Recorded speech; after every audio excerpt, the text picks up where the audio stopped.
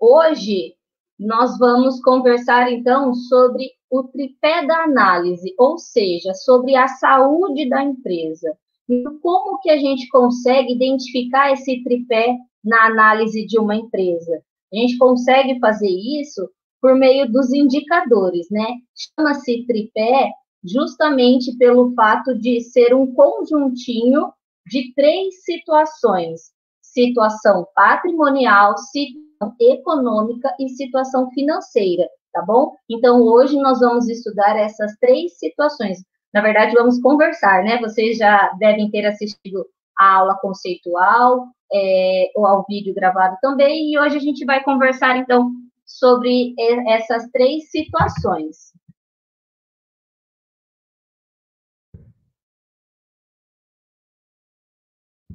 Olha só, vamos relembrar um pouquinho sobre a aula passada, porque desde a aula passada, então, nós começamos propriamente dito com os cálculos da análise, né? Então, na aula passada, nós conversamos sobre a análise horizontal e a análise vertical.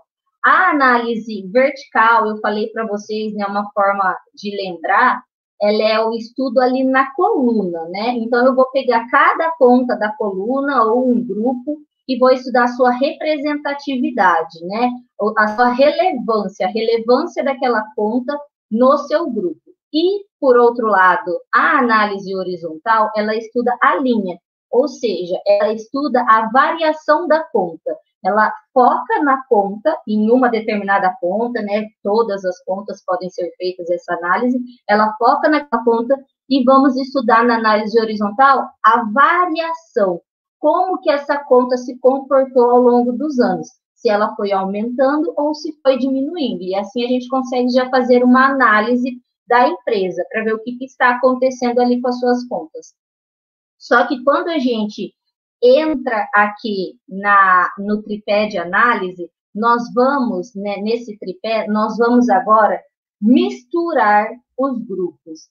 Na análise, no cálculo em si, nós vamos pegar contas que estão no balanço, com contas que estão na DRE, vamos analisar isso conjuntamente, ou contas que estão no ativo e passivo e analisar isso conjuntamente. Então, nós vamos relacionar as contas, certo? E depois vocês vão ver ali na próxima slide uma citação que eu coloquei, mas eu gosto bastante dessa análise do tripé, porque assim, olha, se vocês pensarem comigo, olha só, se a gente olhar somente o resultado, o lucro da empresa, aquele resultado lá final, o lucro líquido, uma empresa deu um lucro líquido de 100 milhões, a outra empresa, né, do mesmo ramo de atividade, deu um lucro líquido de 10 mil, mas somente considerando esse valor aí absoluto, nós não conseguimos identificar que empresa que foi mais lucrativa. Às vezes a gente vai somente olhando no lucro e falar, essa empresa de 100 milhões foi mais lucrativa, mas será que foi mesmo? Então, quando a gente analisa, a gente faz os cálculos do tripé, a gente consegue diminuir essas distorções, porque daí nós vamos relacionar todas as contas do balanço e DRE, e assim a gente diminui essa distorção, tá? Então, quando a gente tem esse indicador calculado, pensa aí nessa diminuição da distorção quando eu faço a comparação, essa comparação, eu já venho falando para vocês, que o ideal é que ela aconteça, se possível, né, de 3 formas. Então, a comparação, pensando numa empresa, comparando esse indicador, o grupo de indicadores do tripé, durante os diversos anos, que alguns livros falam com, né, uma comparação de 3 anos, no mínimo de 3 anos, né, mas quanto mais anos nós conseguimos analisar, melhor é aquela projeção que nós conversamos na semana passada, né?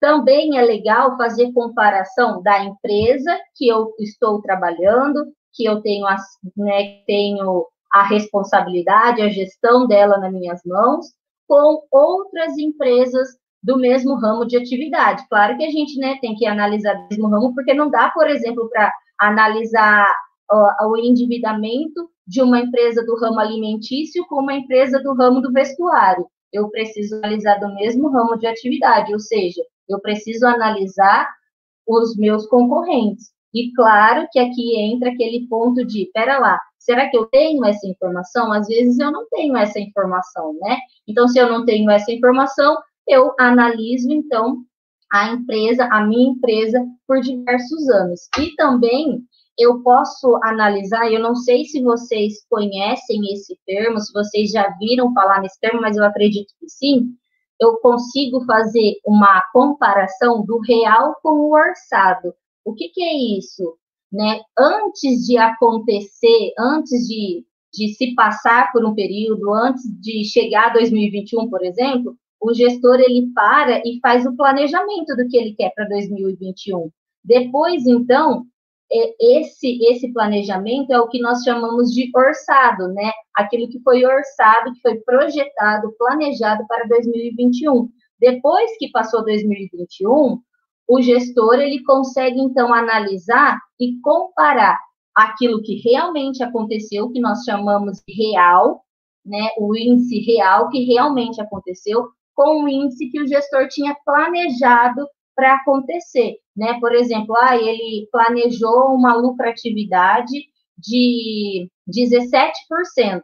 Depois aconteceu, passou-se o ano e ele fez a análise e viu que a lucratividade foi de 15%. Então, ficou um pouco abaixo do que ele tinha planejado. O que ele pode fazer para melhorar essa situação para o ano seguinte? Né? Então, daí ele precisa parar para pensar se ele consegue reduzir custos, se ele consegue reduzir despesas, para conseguir chegar naquilo que foi planejado, certo? Então, essas são as 3 comparações que a gente pode e deve fazer utilizando a análise das demonstrações contábeis, tá bom? Tudo certo, pessoal? Aqui, então, que eu deixei a reflexão, né?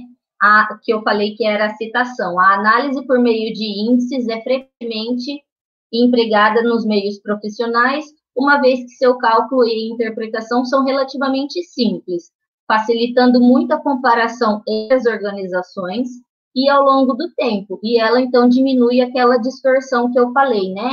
Entre empresas de diferentes portes, né? Como eu dei o exemplo lá, se a gente só olhar para aquela conta, né, o exemplo lá, o lucro líquido, às vezes eu posso interpretar aquilo como a empresa que está lucrando 100 milhões, que ela é melhor do que a que está lucrando 10. Só que será que qual foi essa lucratividade? Quanto que isso representa? Quanto que esses 100 milhões representam do total da receita?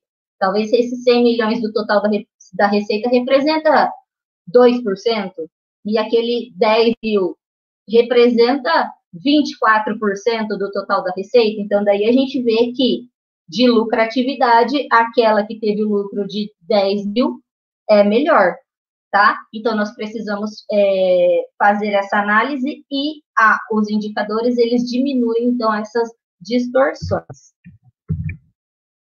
Beleza. Fizemos, então, uma introdução, recapitulamos a aula passada, e agora eu quero conversar com vocês, que aqui está o ponto-chave, né? Eu quero conversar com vocês sobre as fórmulas, tá? Olha só, na situação patrimonial, que nós chamamos também de indicadores de endividamento, esses indicadores vão ver como é que está o endividamento da empresa, tá? Se ela tem endividamento, então o grau do endividamento vai ver justamente isso. A empresa tem endividamento? Ela está endividada? Ela está. Mas desse endividamento que ela tem, qual que é a sua composição? Ou seja, esse endividamento da empresa está maior no curto ou no longo prazo? Curto prazo são as contas que a empresa tem que pagar até o final do ano seguinte. O que extrapola o final do ano seguinte, então lá mais para frente, daí ele vai para o longo prazo. Eu falei em vídeos para vocês que o ideal é que a dívida da empresa seja no longo prazo, porque daí ela tem um tempo maior para fazer as suas atividades, gerar o dinheiro e pagar essa conta, tá? Essas dívidas. Então, o grau do endividamento, ele estuda se a empresa tem endividamento, quanto que é esse endividamento, e a composição é se esse endividamento está mais no curto ou no longo prazo, né? Ele mostra ali qual que é a dívida que está o percentual que está no curto prazo. E a imobilização do PL, ela mostra assim, o PL também é conhecido como capital próprio, tá bom? Porque fica ali no PL os valores que foram investidos pelos sócios e os valores gerados pela atividade da empresa, ou seja, o lucro ou o prejuízo da empresa, tá? Então, daí, essa imobilização do PL, ela mostra se aquele valor que está no PL, né, que foi colocado pelos sócios ou gerado pela própria empresa, se eles estão colocados em itens fixos, itens de natureza permanente, ou seja, que não demoram para ser vendidos, a empresa nem tem essa intenção de venda, tá? Então, mostra isso. O ideal, nesse conjunto de indicadores de endividamento, o ideal é quanto menor, melhor. Por quê? Porque a empresa não quer ter endividamento, né, gente? Quanto menos dívidas ela tiver, melhor para ela, porque daí sobra mais recursos lá quando comparado com os indicadores de liquidez, tá? Pessoal, aqui nessas fórmulas, na fórmula do grau do endividamento, eu quero explicar para vocês ali, ó, PC significa passivo circulante e PNC significa passivo não circulante.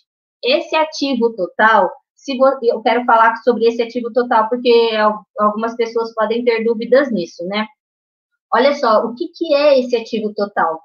O ativo total é o somatório de tudo o que tem lá do lado do ativo, né? Quando a gente olha para o balanço patrimonial, o lado do ativo, que são os bens e direitos da empresa, ele, olhando para o balanço patrimonial, ele fica do lado esquerdo. Então, somando tudo que tem lá naquele, de bens e direitos que tem naquele lado esquerdo do balanço, esse total chama-se ativo total, tá? Alguns livros, até mesmo o livro de vocês da disciplina, pode trazer como ativo circulante mais ativo não circulante. É a mesma coisa, tá bom? Porque esse ativo total, ele é dividido entre circulante e não circulante, da mesma forma que o passivo também é dividido entre circulante e não circulante, certo? Vamos para o próximo. Na situação de liquidez, nos indicadores de liquidez, aliás, que nós também chamamos de situação financeira, todos esses indicadores, eles vão mostrar como é que está a capacidade de pagamento da empresa. Mas daí cada um foca numa coisa. Por exemplo, a liquidez geral, ela vai olhar no geral, no que tudo que a empresa tem para ser transformado em dinheiro. Ela tem, se ela transformar tudo isso em dinheiro, ela tem condições de pagar todas as suas dívidas? Então, o liquidez geral, ele pensa como um todo. O liquidez corrente, ele foca só no curto prazo, pensando nos bens e direitos de curto prazo, que são ativos circulantes, com as dívidas de curto prazo, passivo circulante, tá? A liquidez seca, pessoal, aqui que eu quero falar uma coisa para vocês, ele, como eu falei no vídeo, né, em algum dos vídeos, esse é um índice mais extremista, porque ele não considera o estoque, nem as despesas antecipadas. Só que aqui na fórmula, então, é ativo circulante menos o estoque menos a despesa antecipada. Que pode ser que a empresa não tenha despesa antecipada. Despesa antecipada é aquilo que ela pagou, eu tenho um aluguel, a empresa paga aluguel da sua loja, por exemplo, e ela lá no começo do ano já pagou aluguel para os 12 meses. Então, ela deixa isso em despesas antecipadas e ao longo de cada mês ela vai transformando isso como uma despesa, tá? Às vezes, ela não faz esse pagamento antecipado. Então, ela não tem. Se ela não tem, ela não tem nada, considera-se ali na fórmula zero, tá bom? Então, isso que eu queria deixar explicado para vocês. E a liquidez imediata, ele pensa assim, essa liquidez imediata, né, esse indicador. Agora, pensando no que a empresa já tem de dinheiro agora, aquilo que ela tem ali na gaveta do caixa, ou se ela tem no cofre da empresa, ou se ela tem no banco, já para pegar. Agora, precisei, vou lá no gerente e falar, olha, me dá esse dinheiro, não tenho que esperar tempo para resgate. Então, considerando que ela tem agora, ela já consegue pagar suas dívidas? Quanto que ela tem para pagar suas dívidas? tá? Todos esses indicadores da situação financeira, eles mostram assim, para cada R$ 1 de dívida, eu já tenho o resultado da fórmula para pagar esse R$ 1 de dívida, tá? Então, ele é um número real. Os indicadores de endividamento mostram em percentual, por isso que a gente precisa multiplicar por 100. Os indicadores de liquidez são do tipo, quanto maior, melhor, porque a empresa quer ter dinheiro, né, para pagar as suas dívidas, para ter condições de pagar e honrar os seus compromissos. Gente, esse disponível, nós precisamos pensar, na semana passada, eu acho que foi João Vitor, ou Vitor, só Vitor, que perguntou sobre a aplicação financeira, e essa que lá na semana passada. Se a aplicação financeira for de liquidez imediata, o que é isso? Vou lá no banco e falo, preciso desse dinheiro, ele me dá agora, não preciso ficar esperando o vencimento da aplicação, que é para tal dia, para tal ano, não preciso. Precisei, peguei, tipo poupança, sabe? Que precisei e peguei o dinheiro. Isso é uma aplicação de liquidez imediata. Essa aplicação de liquidez imediata, ela é considerada aqui no índice de liquidez imediata, tá? O que nós temos o que podemos ter, aliás, de imediata na empresa para considerar aqui nesse disponível o dinheiro que está no caixa, no cofre, né? Que também é considerado caixa, está no banco, lá na conta corrente, e o dinheiro que está em aplicação de liquidez imediata. Então, essas três, considerando o cofre aí, essas 4 coisas são disponíveis. Nós chamamos na contabilidade de disponível. Disponibilidades também pode aparecer no balanço, porque é o dinheiro que ela tem. Agora, se a empresa ela tem uma aplicação financeira que ela precisa ficar esperando, eu tenho que esperar 4 meses, ou tenho que esperar 5 meses, 1 ano, para conseguir resgatar o dinheiro, isso não é aplicação de liquidez imediata. Então, essa aplicação não vai ali nesse grupo de disponível, nesse valor de disponível da liquidez imediata, beleza? Falando assim, se a gente olhar um balanço patrimonial, em geral, se a liquidez, se esse aplicação financeira vier fora, vier num grupo fora do disponível, daí não é de aplicação de liquidez imediata, então eu não considero ela, tá bom? Quando eu considero a aplicação é porque ela é de liquidez imediata. Liquidez imediata vou lá e pego, certo? Não preciso esperar vencimento.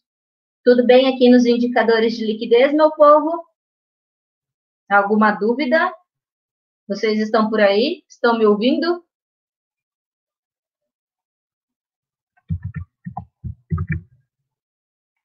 Tudo certo?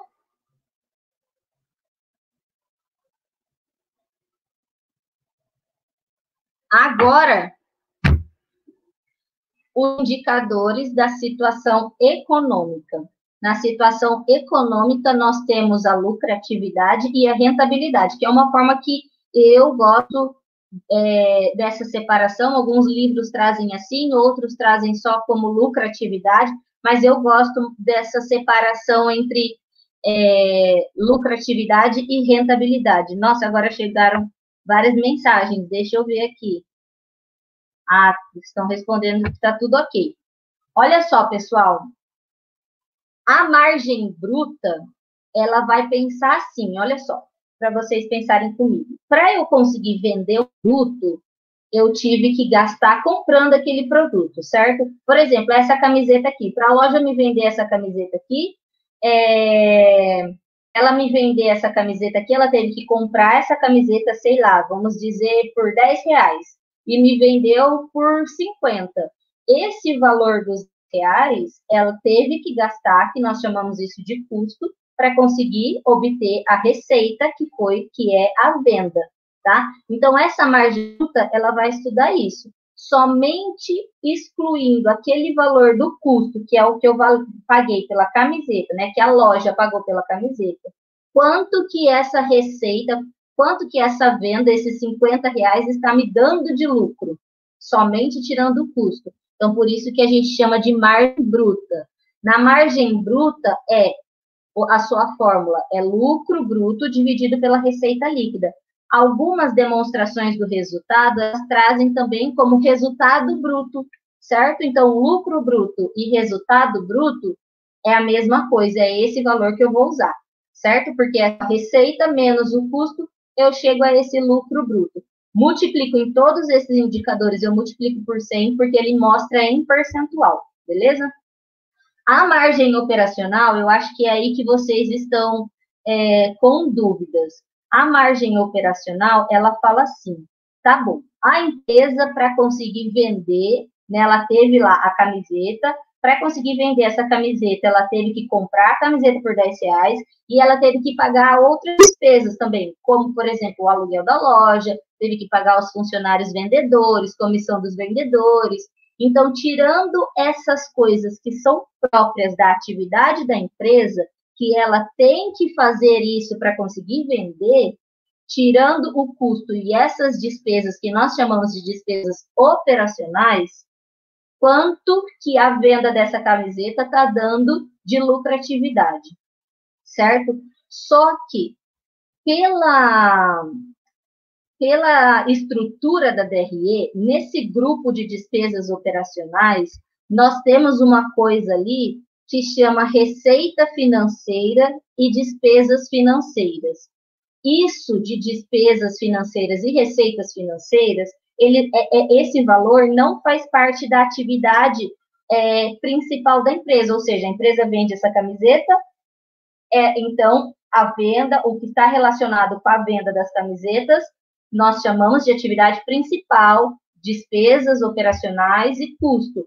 Mas a receita financeira, por exemplo, que aplicou o dinheiro e recebeu em juros, essa receita de juros, que a gente chama de receita financeira, vocês conseguem compreender que ela não tem nada a ver com a camiseta?